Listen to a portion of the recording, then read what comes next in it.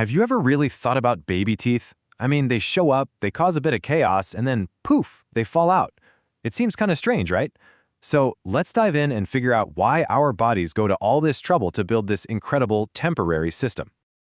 It really is one of the big puzzles of growing up. Why do we get this entire set of teeth only for them to be, temporary? What's the real point? Well, that's the big question we're going to answer today. Okay, so before we get into why they exist, we need to know what we're actually talking about. So first things first, what are baby teeth? Well, the official fancy name is deciduous teeth. It actually comes from the same word we use for trees that shed their leaves in the fall.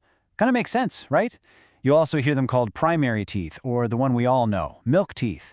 They're the very first of two sets we get in our lives. And how many do we get? We get exactly 20. 10 up top, 10 on the bottom. It's a full working set of teeth, just perfectly sized for a kid's jaw.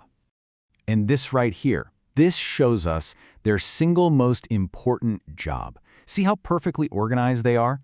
Every single one of these 20 teeth has a mission to be a placeholder. It's literally saving a parking spot for the permanent tooth that's going to come in later. Now, don't just think of them as smaller versions of adult teeth. They're actually different in a few key ways. For one, they're much wider. The crowns are a little wider and shorter. And, this is a big one, their protective enamel layer is thinner.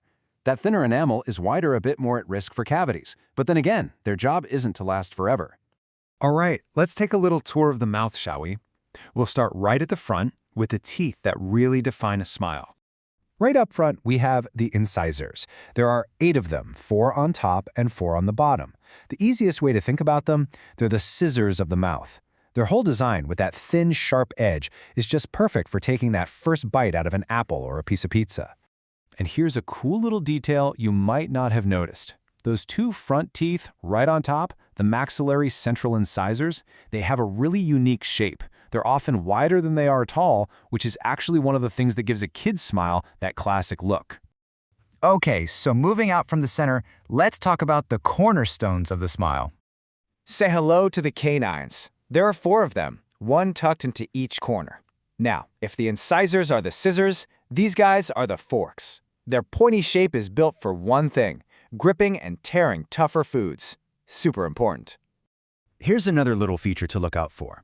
The canines on the bottom jaw, their cusps, that's the sharp point, often look even more pointy and defined than the ones on top. And now for the real workhorses, the heavy lifters at the back of the mouth.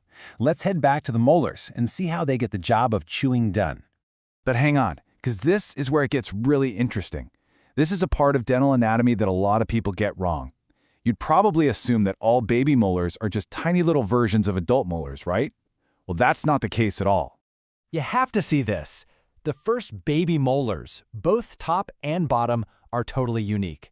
Their shape, their cusps, the grooves on top, they look like no other tooth, baby or permanent, that we will ever have in our entire lives. They are true one-of-a-kinds. Okay, so let's compare them. On the left, you've got that super weird and unique first molar we were just talking about. But now look right next to it, on the right. That's the second baby molar. And this one probably looks a lot more familiar. Why? Because it's basically a small-scale model of the permanent first molar that comes in later. It's like getting a sneak peek of the teeth to come. So now that we've had our tour, let's bring it all back to that first question. Why does our body go through all this trouble for a set of teeth that are just going to fall out anyway? Well, it all comes down to 3 absolutely essential jobs. Number 1, like we said, they save that critical space.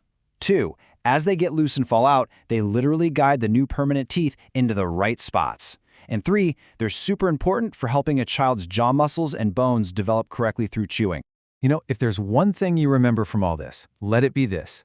Baby teeth are not some kind of practice run. They are nature's perfect placeholders, a brilliantly designed system that lays the entire foundation for a lifetime of healthy teeth. So, to recap it all real quick, we get 20 baby teeth, and their main job is to be space savers.